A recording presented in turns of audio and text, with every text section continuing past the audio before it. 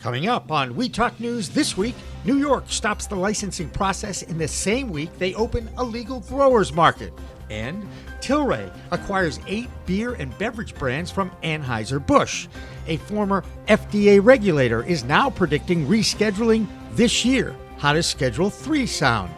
And New Hampshire Governor Chris Sununu changes his cannabis tune about legalization, while Colorado introduces the first online order ahead and pay sales option for licensed dispensaries. All that and more on We Talk News with Elena Pinto next. We are Pro Cannabis Media.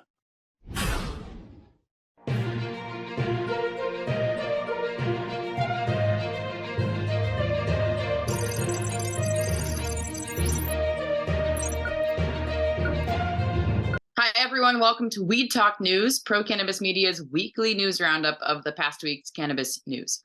I'm Elena Pinto, and there's a lot of news this week, from merger and acquisitions to fraud and lawsuits to a complete turnaround from the New Hampshire governor. First, we start in New York, where the Empire State continues to show the world how not to start an adult use market, even with the best intentions. Regulators there have called on a moratorium on issuing any more licenses in the same week. And our New York correspondent is Pam Schmiel, and she has this plus more in the Empire State Cannabis Report. Thank you, Elena. I'm Pam Schmiel, host of the Mary Jane Society podcast with the New York Cannabis Report for Weed Talk News. More trouble for New York's cannabis rollout. In case you didn't know, New York is trying to implement a social equity program that gives minorities and nonviolent drug offenders a first crack at opening dispensaries before the large multi-state operators come into the marketplace. Veterans also fall under this social equity program, but they claim that they have been unconstitutionally left out of New York's cannabis program, and they filed a lawsuit with the state. A judge immediately halted all licensing processing until he could review the case. The lawsuit will have a devastating ripple effect and could cripple New York's cannabis program if it isn't resolved swiftly. The situation is devastating to farmers and extractors who are still trying to sell their overstock from last harvest due to New York's slow rollout. And some are speculating that the judge will kick the can down the road and suggest the veterans apply with the general public when those applications come out in about 60 days. The bottom line is the judge needs to decide if the Office of Cannabis Management broke the law by discriminating against the veterans. You can bet the illegal operators are having a party tonight. That's this week's New York Cannabis Report. I'm Pam Schmiel for Weed Talk News. A perfect example of how not to introduce a legal adult use market in a state is now on display in Virginia. On the first day of July this year, the law and regulations surrounding the industrial hemp marketplace were updated there. Federally, hemp is defined as a cannabis-created product with no more than 0.3% THC. Now, in Virginia, that standard is set. However, there is a clause in the new regulations that exposes how lawmakers just don't understand human behavior or the cannabinoid makeup of the plant.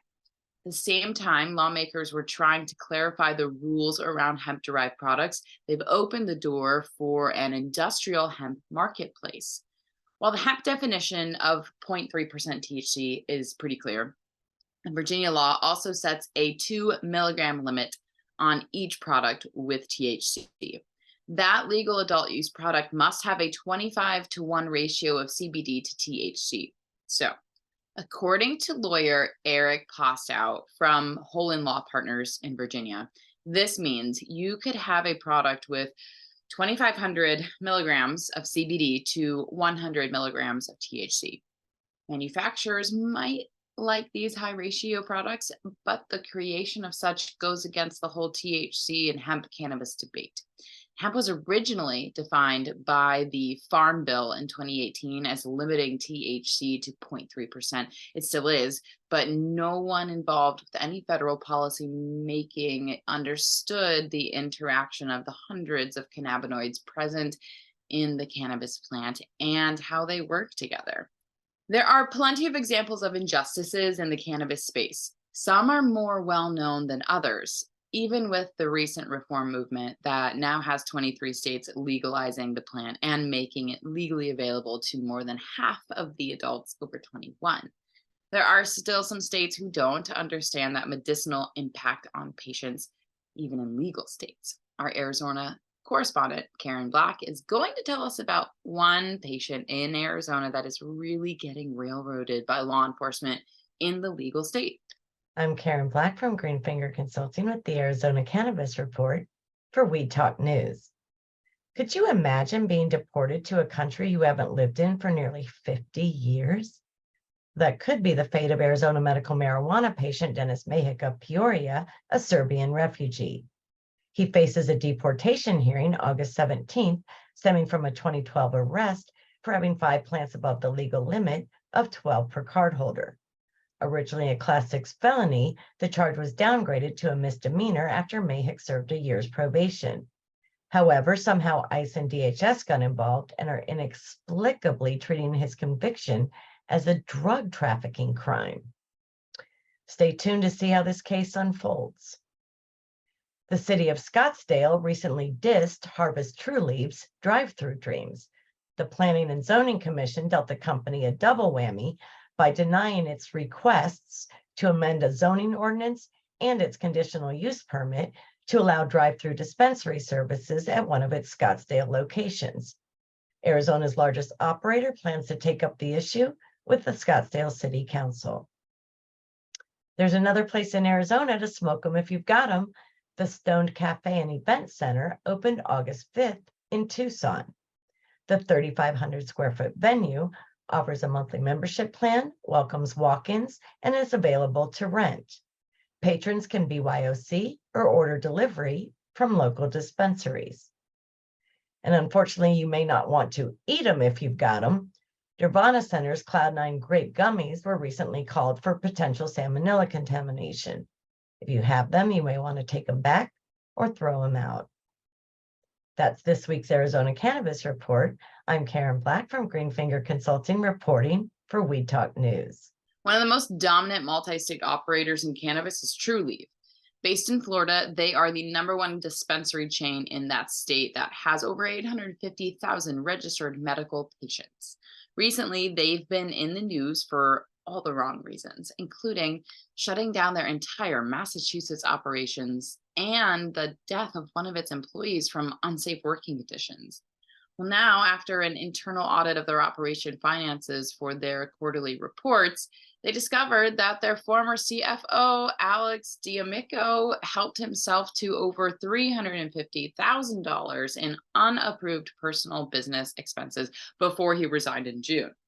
He has not paid them back yet because they just discovered the discrepancy while preparing their report. But meanwhile, Tilray has to do regular reports as a publicly traded stock as well.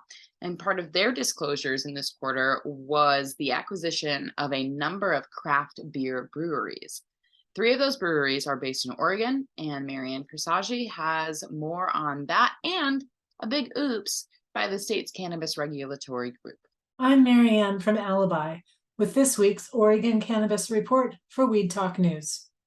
Again, the cannabis regulators in Oregon, the OLCC, made news this week. The new headquarters, which the agency had already overpaid for, is now projected to cost double initial estimates. This has resulted in a decision to move office staff to the state capital of Salem once the current headquarters is closed down. Many staff now work remotely, so the impact of this on staff is yet to be determined.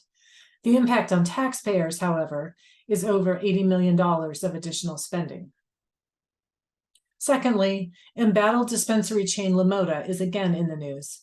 This time, the owner, Aaron Mitchell, is in dispute with the neighbor sushi restaurant over a disconnected sewer line.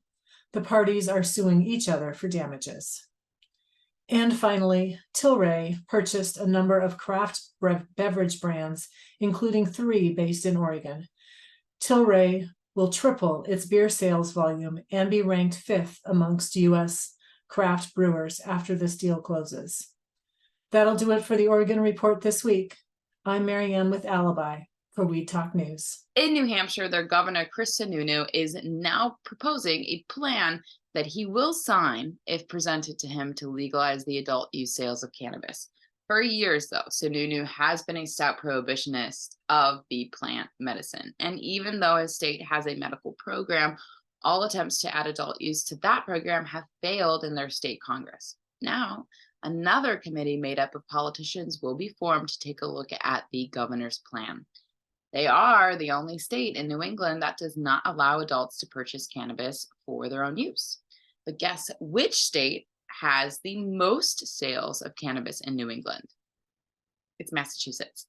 In this week's Bay State Cannabis Report, PCM founder Jimmy Young tells us about a journalist who has been banned from future committee meetings. Here's PCM founder Jimmy Young with the Bay State Cannabis Report, sponsored by CNA Stores. Thanks, Elena. I'm Jimmy Young, founder of Pro Cannabis Media, and this is the Bay State Cannabis Report, sponsored by CNA Stores. Now, the media is just not as respected as it used to be now that the consumers can post content and opinions anonymously all over social media. One local independent journalist who has made a number of appearances on Pro Cannabis Media programs, Grant Smith Ellis, well, he's been banned from any future Cannabis Control Commission meetings. The reason he was told was that his testimony before the state legislature on the oversights of the commission ruffled some feathers. Now, the commission is already doing damage control from a description of their work as a crisis by their head commissioner, Shannon O'Brien. Now, they're banning the most dedicated independent journalist who's been covering their meetings for 4 years. I mean, that's just not fair. It's unjust and frankly unconstitutional under that First Amendment. We hope the two sides can certainly get together to figure out how to live amicably in the future.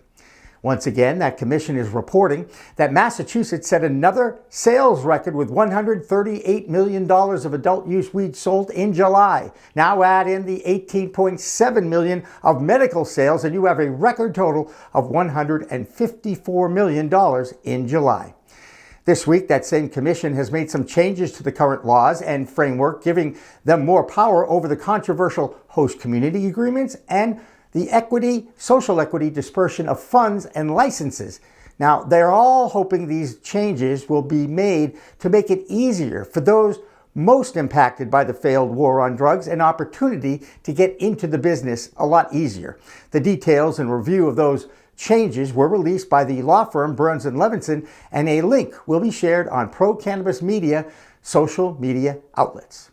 That's this week's Bay State Cannabis Report, sponsored by CNA Stores. I'm PCM founder Jimmy Young reporting for Weed Talk News. Live from the Summit Lounge is supported by CNA Stores in Massachusetts, a veteran-owned and family-operated dispensary in Amesbury and Haverhill.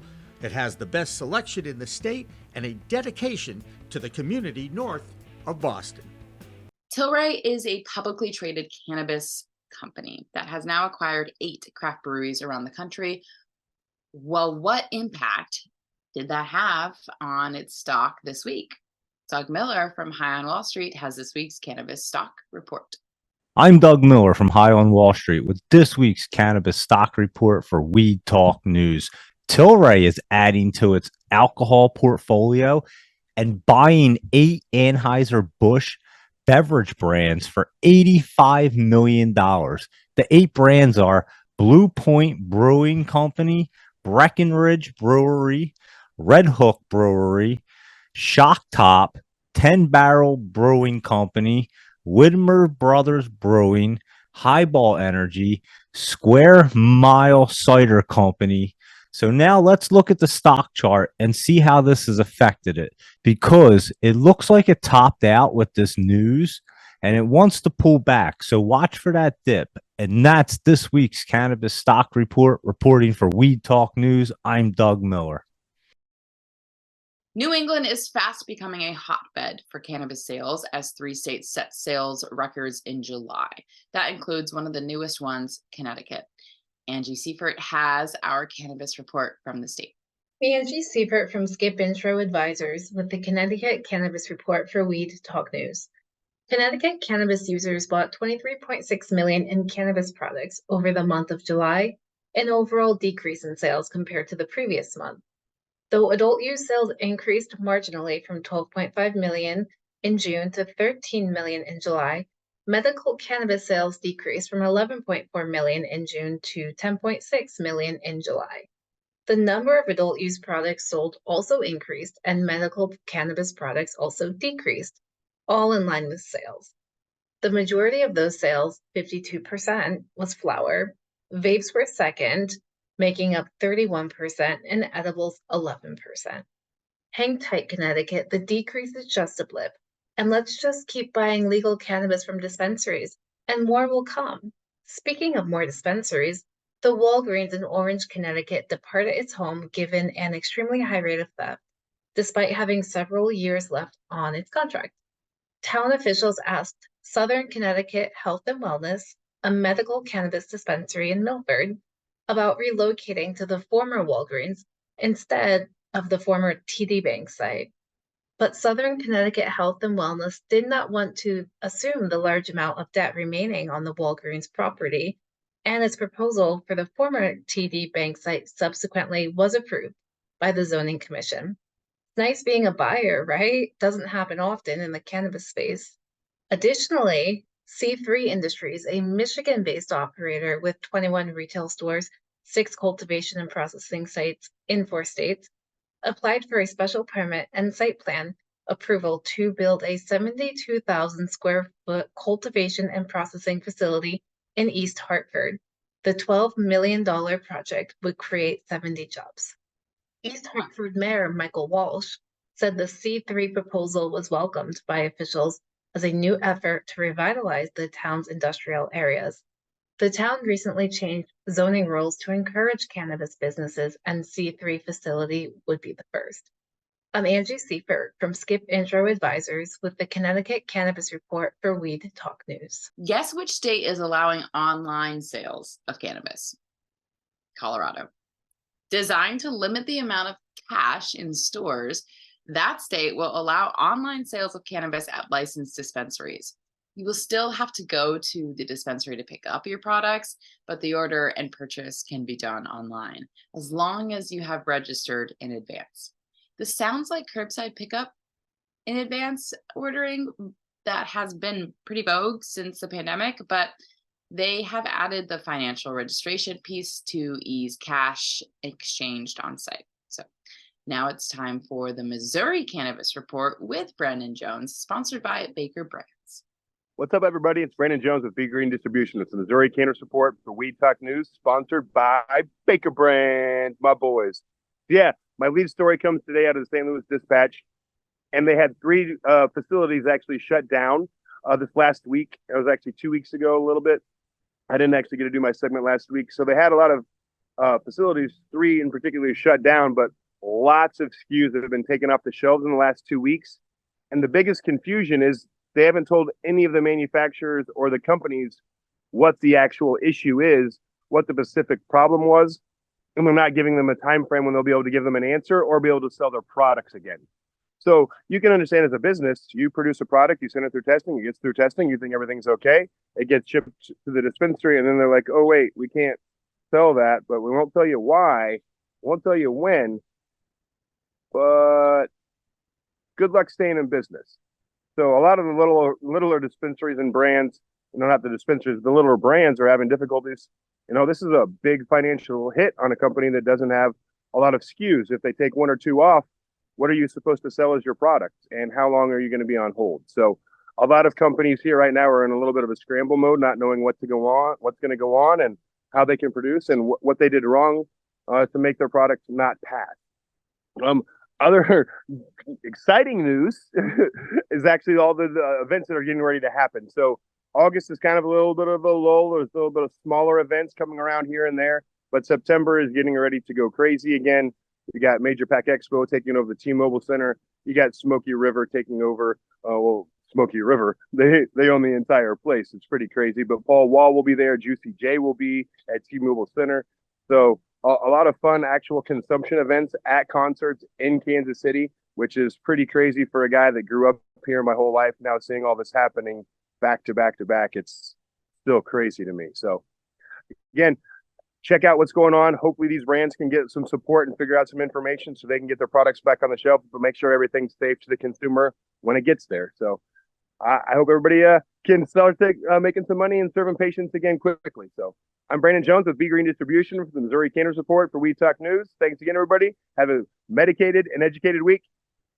See you later. Brandon Jones, Missouri Cannabis Report is brought to you by Baker Brands, a curated B2B marketplace for head shops and dispensaries. Back in New England, in Vermont, that state continues to dig out and clean up from the historic flooding last week. And now some more bad news for the cannabis industry there. Forget about the feds helping you out. The public information officer for the Small Business Administration is Carl Dombeck, and he explained what we already know. Because they are a federal agency, they have to follow federal law. Vermont growers and retailers who have a claim because of the flooding will now have to go to their state to plead their case. California, though, continues to be the biggest cannabis market in the United States, despite the fact that the industry is imploding over regulations. And Levana Vasau is our California correspondent, and she has our report this week. I'm Levana Vasa reporting for PCM with this week's California report for Weed Talk News. In Humboldt County, the No on HCRI movement held a rally, and in Adelanto, a second mayor in a row has been sentenced for taking bribes from cannabis entrepreneurs. Up in the Emerald Triangle, there has been a lot of buzz coming from the local legacy community about an upcoming ballot measure called the Humboldt Cannabis Reform Initiative, also known as HCRI, which will be on the county's ballot on March 5th, 2024. A rally was held on August 9th at the Vets Park in Willow Creek to protest the measure. The No HCRI group says the ballot would add dozens of new unworkable restrictions to all cannabis farmers in Humboldt, and according to the Humboldt Planning Department analysis, would have, quote, dire consequences for the industry if approved. The Los Angeles Times published an article on August 4th stating that Richard Allen Kerr, the former Adelanto mayor and Marine of 20 years, was sentenced to 14 months in federal prison in connection with taking bribes from cannabis interests. Back in February, the U.S. Attorney's Office, Central District of California, released a statement saying that Kerr has agreed to plead guilty to a federal criminal charge for accepting more than $57,000 in bribes and kickbacks in exchange for approving ordinances authorizing commercial marijuana activity within the city and ensuring his co-schemers obtain city licenses or permits for their commercial marijuana activities. The FBI investigated this matter. This comes just 1 year after the former mayor pro tem of Adelanto, Jeremiah Wright, was sentenced to 60 months in federal prison for accepting a $10,000 cash bribe from an undercover FBI agent posing as a cannabis entrepreneur, and for hiring a man to burn down his restaurant so he could fraudulently collect hundreds of thousands of dollars in insurance proceeds.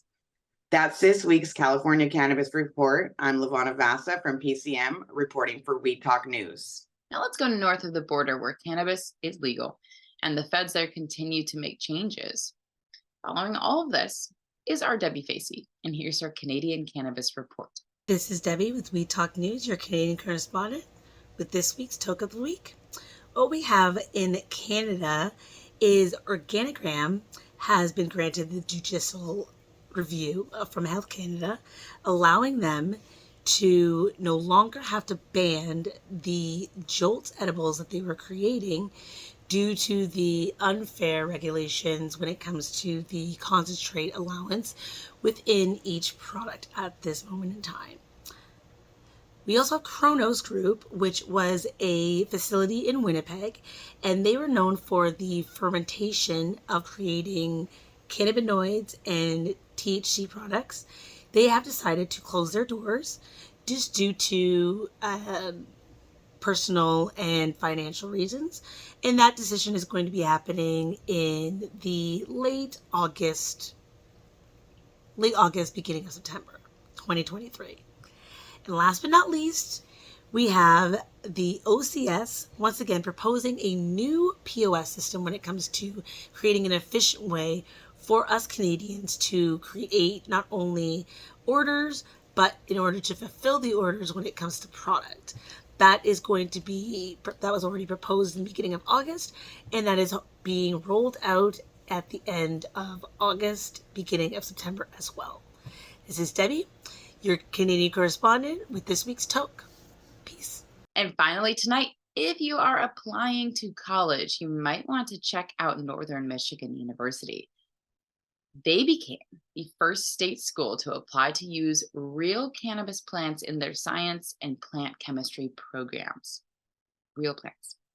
Those programs have been in existence, however, since 2017.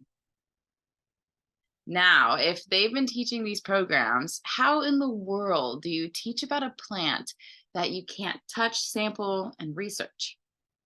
Just asking.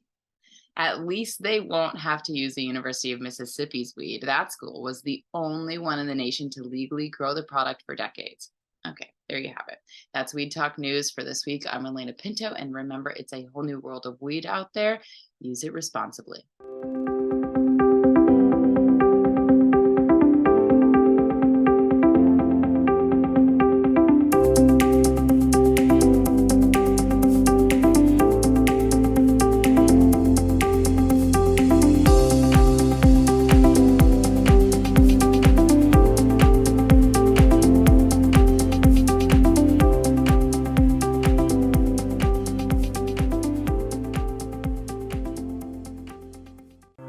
The Vermont Cannabis Report is supported by another Green Mountain business, Cannatrol, winner of High Times Best Dry Cure System. Check them out at cannatrols.com.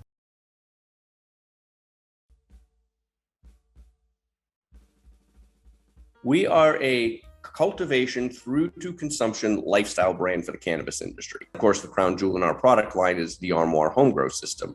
So now with Green Goddess Supply, we can take you everywhere from growing it in the armoire right through to storing it, consuming it, rolling it, storing it, you name it, A to Z. Our goal is to enable everybody and anybody anywhere to be able to produce their own organic flower quickly, easily, discreetly, and inexpensively.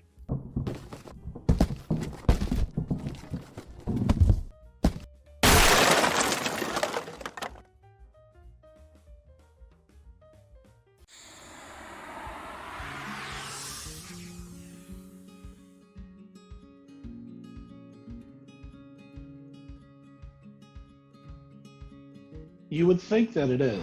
However, there's quite a bit of debate right now in the accounting industry when it relates to cannabis with this exact question. I'm part of a few different networking groups that are solely accountants for cannabis companies. And there's been quite a bit of back and forth in those communities and discussion regarding whether 280E, if it went away, if the administration legalized cannabis or took it off of Schedule 1, what would happen? And it could go either way right now. The debate is it could make the accountant's life much easier. That's what a lot of the inexperienced accountants are saying right now, it seems, whereas the accountants that have been in this industry for a while and have gone through the same thing that happened with hemp a few years ago are saying that will make lives more difficult, because when hemp became declassified a while back, the accounting became more complicated.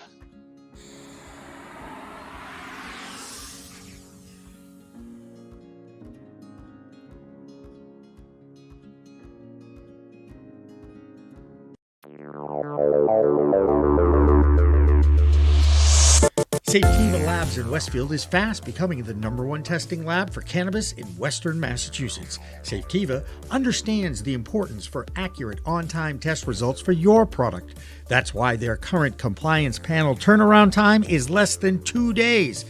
That's Safetiva Labs in Westfield. For more information, go to safetiva.com. The Vermont Cannabis Report is supported by another Green Mountain business, Cannatrol, winner of High Times Best Dry Cure System. Check them out at canatrolls.com.